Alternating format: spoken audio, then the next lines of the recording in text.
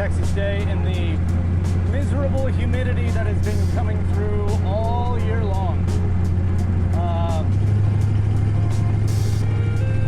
Done some work on the car, done some work at home, messed with the air door on the carburetor, so I should be getting better fuel delivery at higher RPM, I guess, or sorry, wide open throttle. It doesn't hesitate anymore, which is nice, but I might need to go up a jet size in that. Yeah.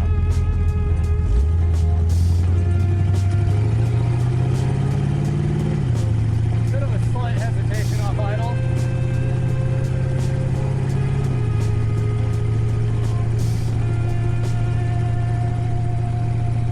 Not warmed up all the way though.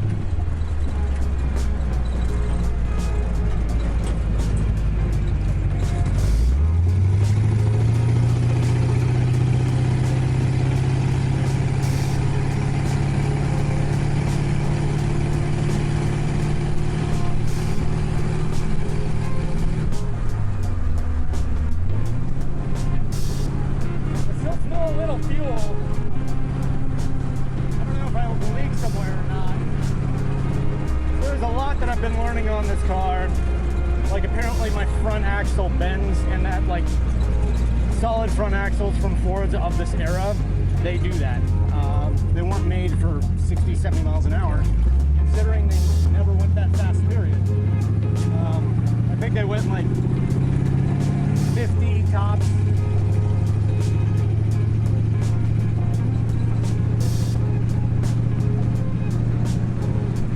So my steering issues are basically like, they'll never be solved unless I re-engineer the car, which I might do.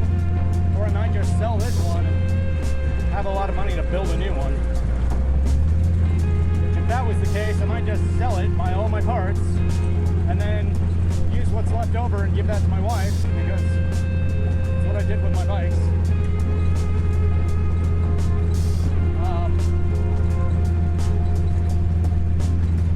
Seem to be purring right along.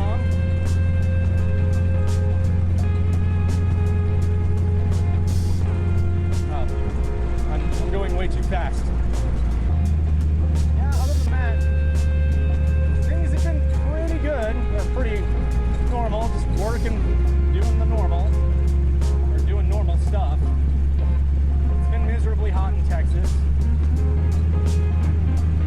Yeah, I'm not dead. I'm still working on the car progressively. I'm doing things like right now, I think I might actually go down a jet size or down a tuning size, tuning step, and figure out if that runs better or worse. If it runs worse, then go up. If it runs better, then go down. Also, this thing likes to idle really low, which is new. I don't know why. I did take this thing to work. I didn't expect to get to work, but I made it there. And when I did,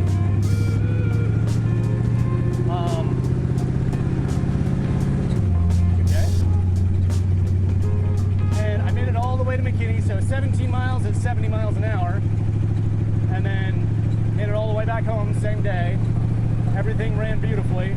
My transmission, I don't think, is hooked up correctly, because that stupid cable is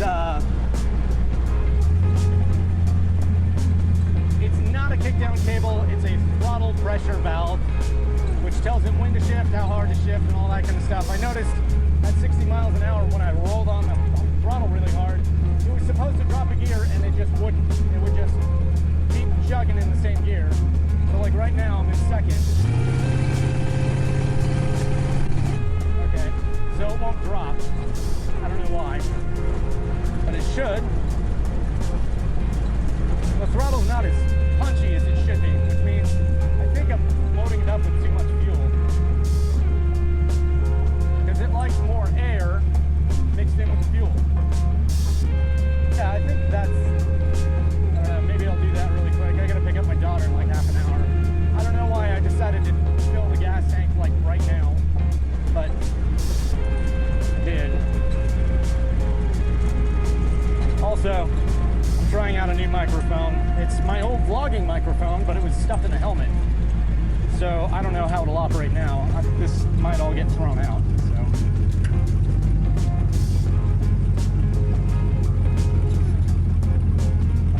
I need the way to see behind me. Apparently, my what is it?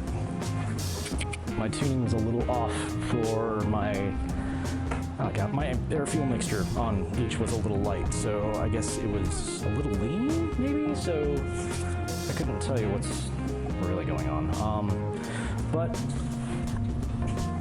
I mean, it's literally been 30 seconds. So what I did was just hooked a vacuum gauge up to it, and it read a little low, which I thought was weird because I tuned it to be around 19, almost 20 pounds of mercury.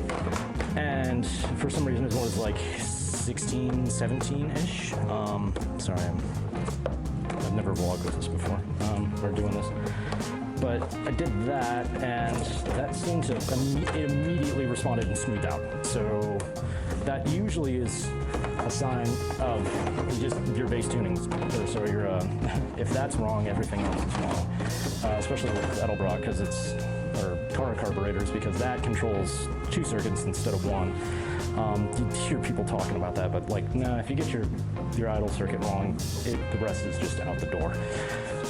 I did like the response from when I rolled on at a higher RPM, or sorry, a higher rate of speed, because it did seem like it decided to take off instead of last time, which it was just slamming the gas and it was like, I'll kind of get there. So I might change the springs out on it. I'm not entirely sure.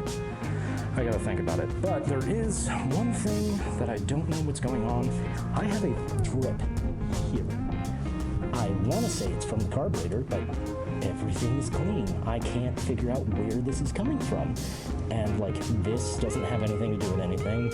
These are sealed. I've sprayed brake clean all over the thing, trying to look for a vacuum leak or something coming out of there, and it's non-existent. So I don't know if it's oil coming up through the bolt or gasoline just magically making its way to the other side of the carburetor, or I mean, the only thing I could think of is there's a bad seal, but if there's a bad seal, it's going to come through the carburetor and then drip.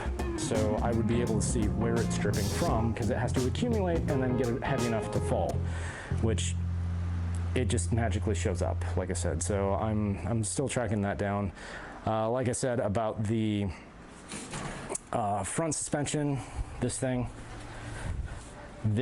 right here flexes this direction when you turn the wheel, and I'm pretty sure when you're going down the road it's doing all sorts of this, because that's what they did back in the day. These things were a bit of a flexi flyer, so at some point I might re-engineer the front suspension entirely and get rid of that stupid perch and lower it, but I'm not entirely sure. I do need to get a new wiring system for the entire thing. I have wired it, but what I want to do is wire it pretty, because I mean, I don't know if you could see this, but that is not pretty at all.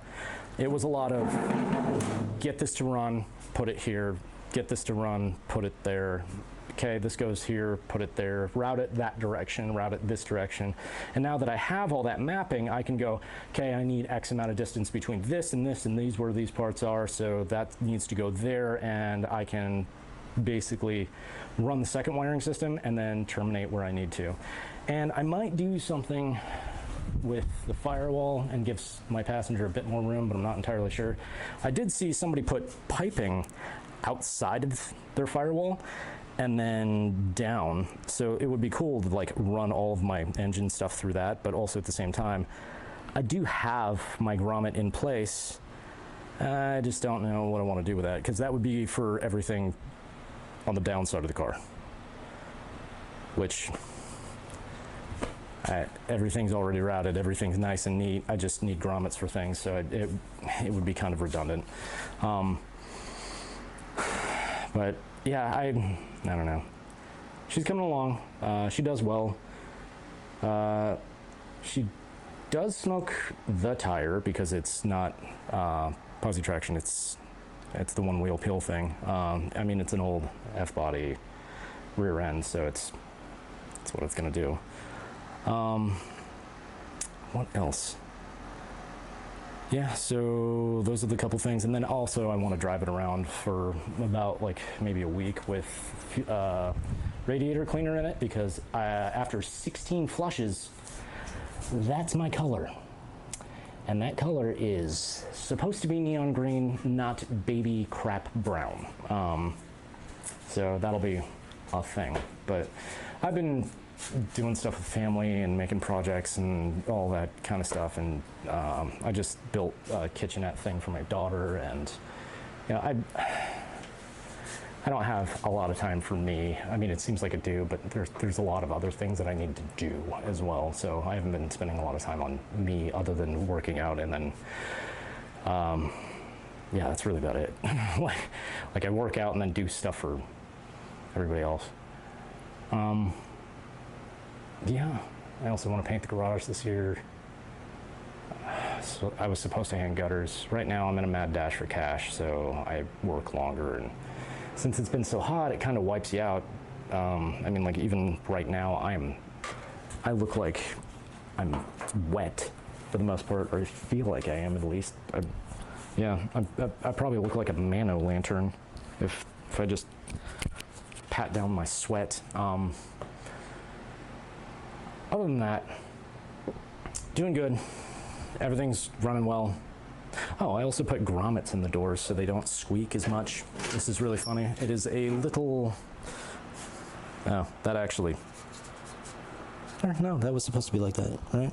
Yeah, it's a little grommet in the door, so basically it's like a fuzzy foot for a table.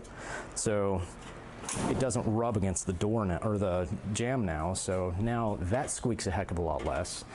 There are a few places that squeak still, the firewall, which I'm just going to accept it as is. I might try and fix the back gas tank trunk lid one day, but I mean right now I'm just enjoying it.